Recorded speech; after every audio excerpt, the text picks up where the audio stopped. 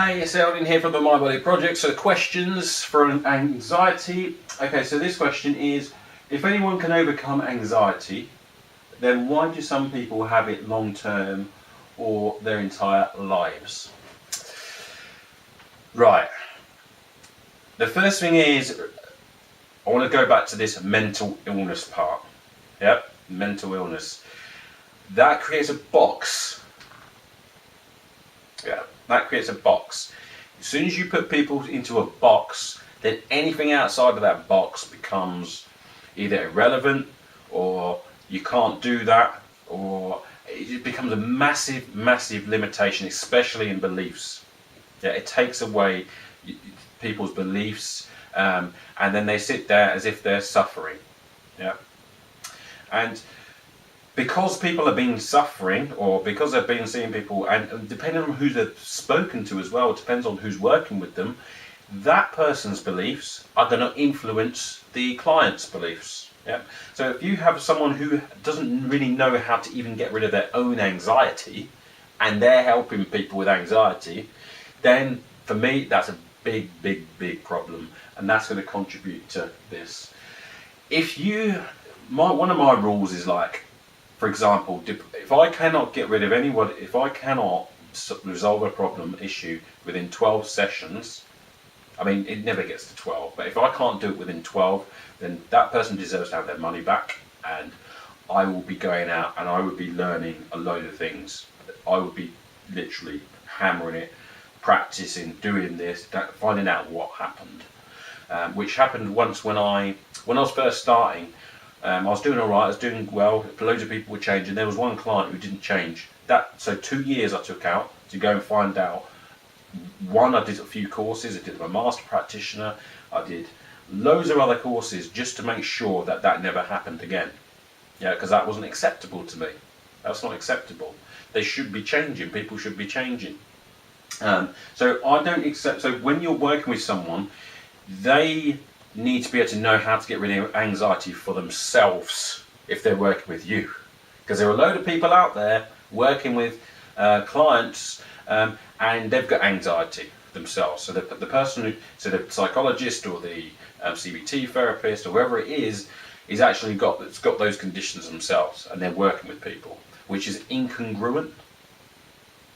Yeah, it's a major issue, and that's why it's going to last long term. Because if they can't do it themselves, how can they work with you and do it? Yeah, that's my thinking. The long term, the reason why it's long term is because they haven't broken the patterns. They haven't broken the patterns, or they've been working people who haven't broken their patterns. They've been taking drugs.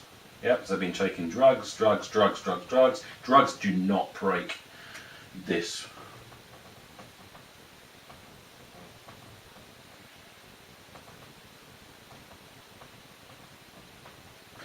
Physiology.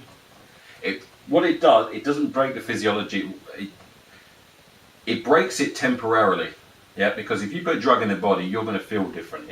Your body has to respond to the drug, so your body's going to do something. So temporarily, you are taking out that. Yeah. Now, if I take out any one of these, then you can't have depression. The problem is, as soon as that wears off, your physiology goes back to what it was. And that's why, and you're still doing the same language patterns, you're still doing exactly the same tonality, saying the same things to yourself in your head, doing exactly the same patterns, running the same things, saying the same words that really cause you anxiety. You've got the same focus, still focus on the same pictures in your head, or same events that caused you the problem in the first place. You're still doing exactly the same thing that led you to anxiety, or that keeps you there. Yeah, it's automated. It's automated. It's not you doing it deliberately. It's automated, but these patterns need to be broken. Yeah, in the brain. So in the brain, what happens is you've got, let's say, this is a thin cobweb there. You've got a thin cobweb, and so you start off doing this. You do this once. Yes, that's a thin cobweb. You do it a second time, then there's a second line there. Yeah. Do it a third time, third line there. Do it a fourth time there. And then lo and behold, you're doing it that many times that look how thick this has become. Yeah, that becomes really, really thick, and Now this becomes automated, so you've got good at it. It's like anything that you do. If you do anything loads of times, you're going to become good at it. Practice makes perfect. Yeah, practice makes perfect. You don't want to be. This is why you need to break these patterns and then focus on what you want to do, not what you don't want to do. Yeah, focus on what you need to do. And that is a reason why people have this for a long period of time, because they're with people who can't get the results, they're taking drugs, and or they've been put in a box for so long that they don't even believe that it's possible to even do that. And that's the problem. Yeah?